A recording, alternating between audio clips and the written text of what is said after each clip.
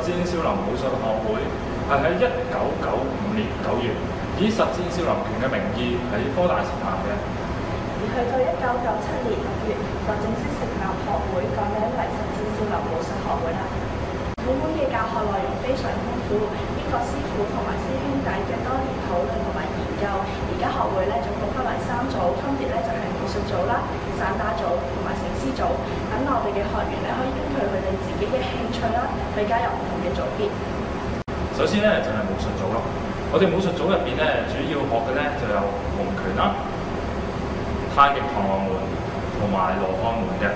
喺課程入邊我哋師傅仲會加入其他唔同門派手法嚟增加我哋對中國武術嘅認識。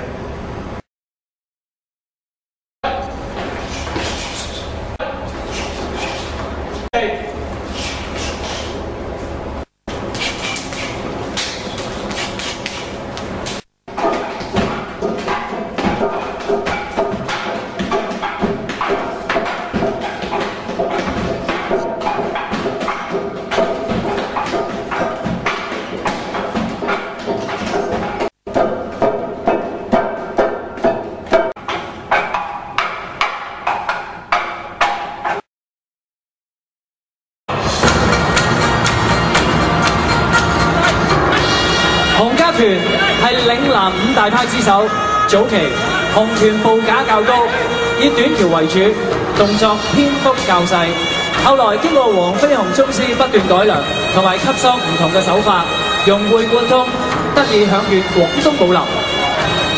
洪家拳、工字伏虎拳、虎鶴雙形拳、鐵線拳最為著名，亦被稱為洪拳三寶。工字伏虎拳着重係根基，主要係練習翹手、腰馬同氣息內勁，所以亦視為係洪家嘅武拳。特色係在於氣勢雄壯。虎鶴雙形拳係由黃飛鴻師傅集國家之精華，融會貫通而創立，以單槍虎爪為骨幹，而學型係取其精神，分為學嘴、學翼、學。跟住落嚟我哋有請梁國峰師傅為我哋示範嘅鐵線拳。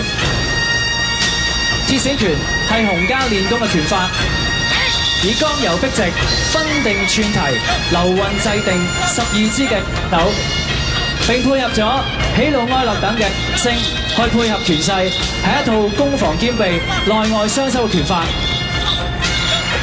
武林多傳說，洪拳宗師黃飛鴻亦都唔例外。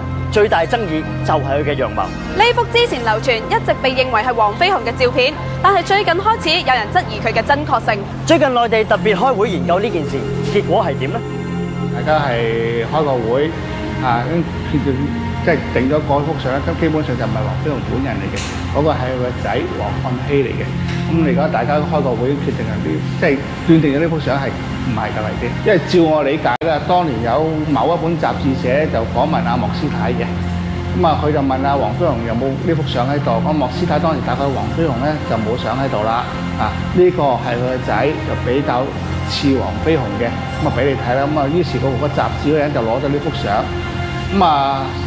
等若干年後，即係應該10幾年後啦。莫師太都已經係唔喺度啦。嗰陣時佢就攞翻呢幅相出嚟，就係而家出邊民間嗰幅啦。佢就話呢一張就係黃飛鴻幅相啦，咁樣所以就搞咗呢個咁大個誤會出嚟啦。Hello， 大家好啊！喺我哋身邊就係教呢個太極螳螂拳嘅師傅梁師傅啊。你好。師傅其實太極螳螂拳點樣細分佢入邊嘅拳法啊咁樣嘅咧？我哋太極螳螂本身傳落嚟10幾套拳到啦，但係最重要係4套嘅，就係崩步、攔截、擲腰、八爪，呢4套拳係擺喺第一位。至於兵器方面就比較豐富啲啦。每一件兵器佢有個唔同嘅打法，唔同嘅需要。對方一拳打埋嚟，我撳手一拳，對方拍閘腳。